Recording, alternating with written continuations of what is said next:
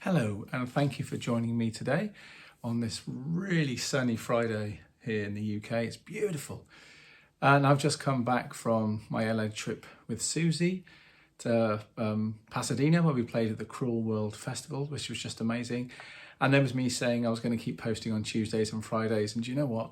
I just didn't do it. So massive apologies to you guys if you were sat there clicking your heels waiting for something to come in on a Tuesday or a Friday. So I say apologies for that. I'm now back, and I'm going to get back on the horse and get on with posting the videos and some pad stuff and drum stuff and Sunday rambles and all of that. Obviously, I will be back out on the road with Siouxsie, but I'm going to try and keep a handle on it and keep these things going in between the trips. So thanks for joining me. And what did we do? Where did we go? Well, basically, the band went to LA, and we were very lucky to stay in Santa Monica for a week. And we would travel up to Pasadena. I think it was on the last 2 or 3 days to sound check and to eventually gig, and then try to gig again at the Pasadena Rose Bowl Stadium, which is just an amazing plot of land, and just the weather was beautiful. Everything was perfect. And I had a great time in LA. I went up to DW Drums at one point and had an afternoon talking with Steve and with Don Lombardi, which was amazing. And I saw a few new things that are being built, which are very hush-hush at the moment. But I was ushered into a room and asked to play the kits and some of the ideas and see what I thought of them, and I could pass them on to Don. And then went down to what used to be Candyland, but is now turning into more of a museum these days. Went in there and talked about the Neil Peart kit and the Mitch Mitchell kit, and also the other drum kit there, which is of course one of Terry Bozio's drum kits, which is just huge. And I sort of clambered in and took a picture, obviously not on the kicks. No one's allowed to, everyone's very respectful of all the gear in that room. So we hung out there, and that was fun. And then Don had to go, so I stayed with Steve, and he took me around the factory. I'd been there before, but it's nice to go around there again. But unfortunately, I didn't take many pictures because took an Uber to get up to Oxnard, which is where DW is based, and I was coming from Santa Monica, so it's about 45 minutes, maybe an hour and a bit in traffic, because LA traffic is insane. And I needed my phone charged, so I got a few pictures, but I didn't get many. But it's not really all about that. It's you going there, meeting the people, spending the time there, and spending real time without trying to take pictures. Making it a special time rather than just a time to think this is going to feed my Instagram or Facebook or whatever.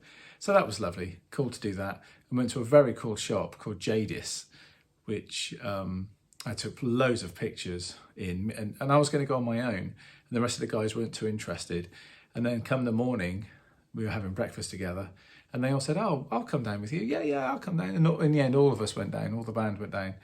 The guys, obviously not Sue, she was doing other things.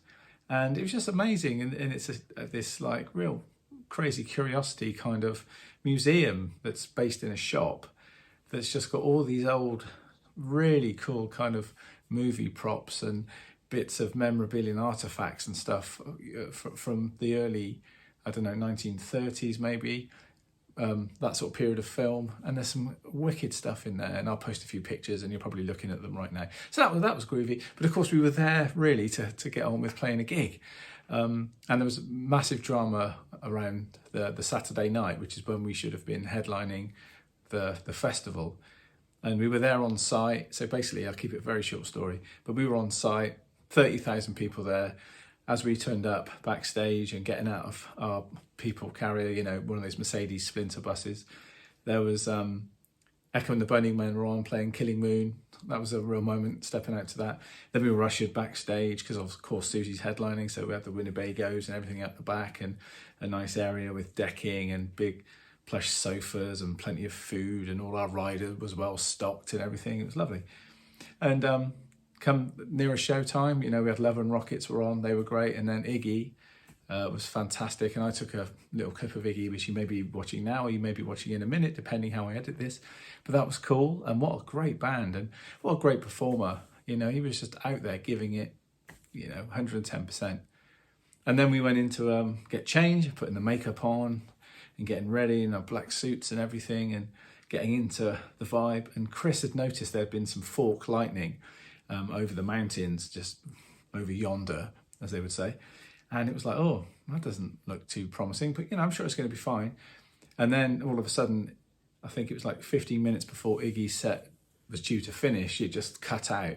Everything stopped, and no one was in the Winnebago at that point, so I come out, and all the guys were sort of milling about just outside, and they said, the gig might be halted and postponed, possibly just due to a lightning strike. The fire department said they have to wait 30 minutes till the next lightning strike to see where that is and to see if they're going to call it.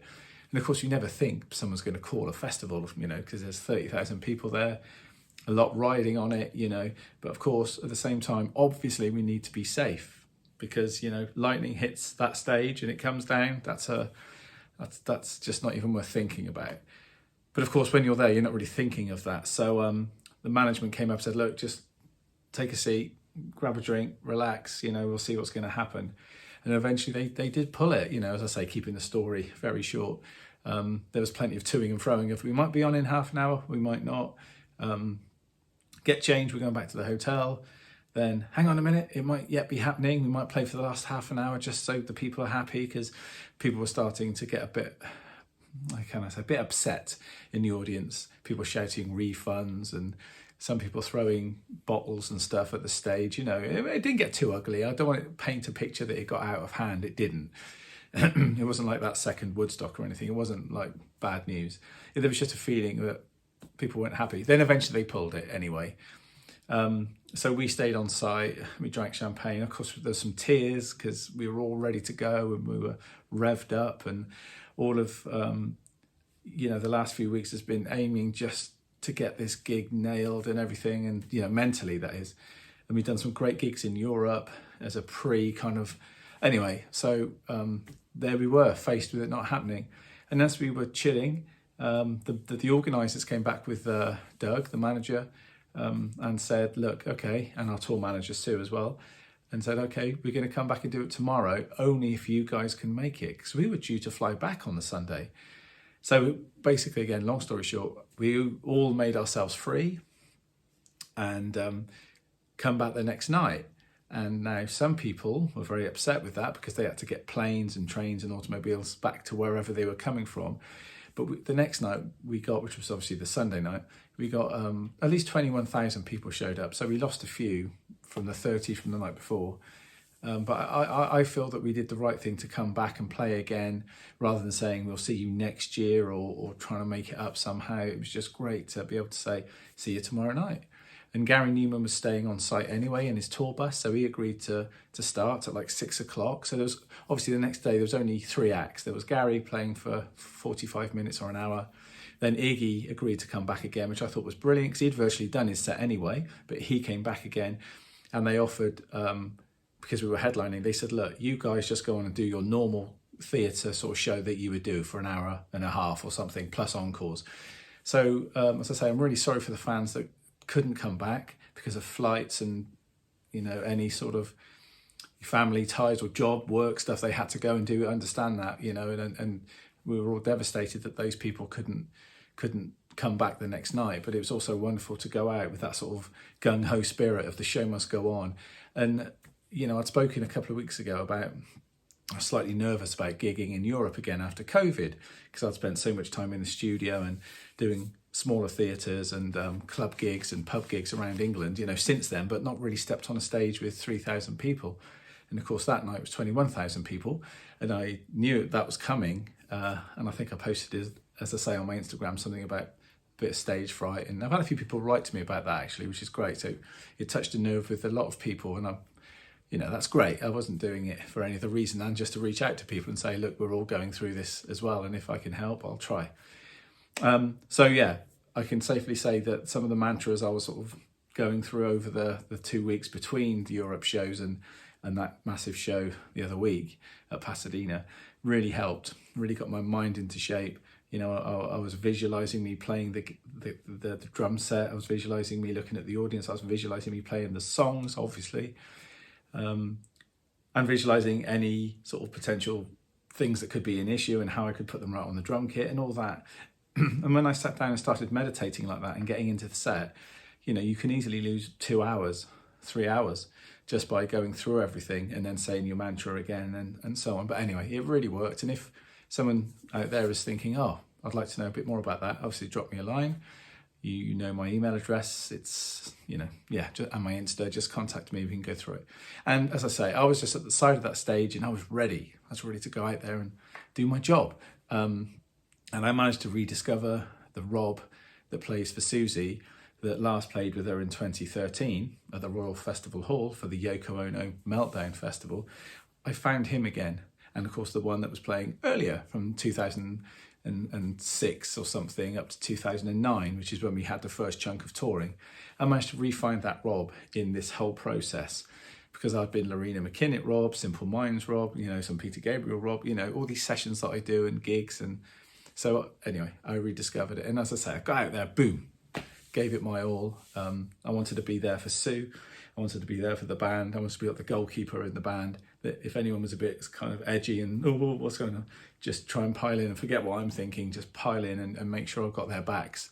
You know, it sounds all very lovely, but that's how I felt. And with all the stuff I've been doing, the preparation, as I've just talked about, that really came together. It's like, as David Brent would say, really came as a complete thing and tied it and dovetailed and tied it all together. And it was great. And as I say, I'd like to thank all the fans that came back to see us, and I'm so sorry for the fans who didn't get to see us. But on that stage, we had a great time. You know, Sue was very confident and really owned that stage and was giving plenty of banter and just holding that audience, and the love coming off that audience. And this always sounds so corny when people talk about this, but the love coming, you know, from the crowd was just immense. So we were ready to go anyway. Then you feel that cheer and that love for those songs and that artist, you know, when that comes through, it's like skyrockets you into a different dimension. And we managed to do all the normal set that we usually do. We didn't have to think, oh, what can't we play this time? We could play them all. And there was, of course, some we didn't play, like Peekaboo and Fireworks. You know, there's a few others, Switch, and a few others that we've rehearsed and ready to rock, so to speak. But we didn't get a chance to play them because it would have been a 3-4 hour set if we had it done. But the set we played, I've seen little bits that fans have very naughtily recorded on their phones and put on YouTube, and it just looked great, and the visuals were amazing. Paula did a great job, and I think his name was Gary or Gavin, the guy was working with her, did a great job on the visuals. And one of those things, you know, for us drummers, you're on the stage, you're playing, you're facing the punters, obviously, you don't get to see what's going on, and you can't really be doing this because it looks really naff, and people think, these guys, they've never done this before, like, what's going on? So I never got a chance to see it, but to see it on YouTube, on those clips from fans, was brilliant. So to catch up on that was ace. And the drum kit was wonderful. It was a DW Collectors in it was like a Ringo oyster finish, but instead of silver sparkle, which I've had before in the black and silver sparkle, it was a gold sparkle. And it was beautiful, and it was, you know, 12, 13, 16, 18, 22, had 2 choices of snare drums, and DW were brilliant, sorted me out with that. And the cymbals were my Vulcan cymbals that I always use. They were freighted over with the rest of the band's gear, and that was great. You know, I had my little LP hi-hat, tambourine for Spellbound, that came with all the gear, and my stick bag was there, and I could travel just like with my suitcase, and that was wonderful, rather than having to lug things about. But one thing I did realise, and I think it's a given from now on, is that I have to travel with my regular DW 14x8, I think it is, snare drum. Call it the hitmaker. I've talked about it before. I know that sounds very pretentious. I'm not claiming to be, you know, like a Bernard Purdie. Of course, he's played on billions of more records than I ever will, and a billion more hit records than I ever will. I'm going to run out of time at this rate. But it's just a great sounding drum, and it tuned up, mid-tuning or low, and all the grades in between. It just does it with brushes, whatever I play, whether I'm rim shotting every stroke or just hitting in the center and the rim click, everything it does is great. Mallets, brushes, everything. And it's just got a certain sound, and Rick Simpson, the producer, always asks me to use it, and Stuart Bruce, another producer, asks me to use it, and other musicians ask me to bring it along to their gigs as well. It's become just the drum of choice. So I think I'm going to have to take that with me for the next few trips coming up with Sue when we're abroad, because it's just become a massive part of the sound, and it needs to stay. So a brilliant time was had. If you have any questions about it, feel free to message me if you're a Siouxsie fan, or if you've got any questions about the drumming or blah, blah, blah, blah. As ever, just send me a message. That's all good. I hope you're well. This is the first one, as I say. There'll be lots more coming through the next few months. So all that's left to say is thank you for tuning in. If you haven't subscribed yet, please do. Also, please pass these videos on and the details to other drummers and musicians that you think might find it interesting, or Siouxsie fans or whatever.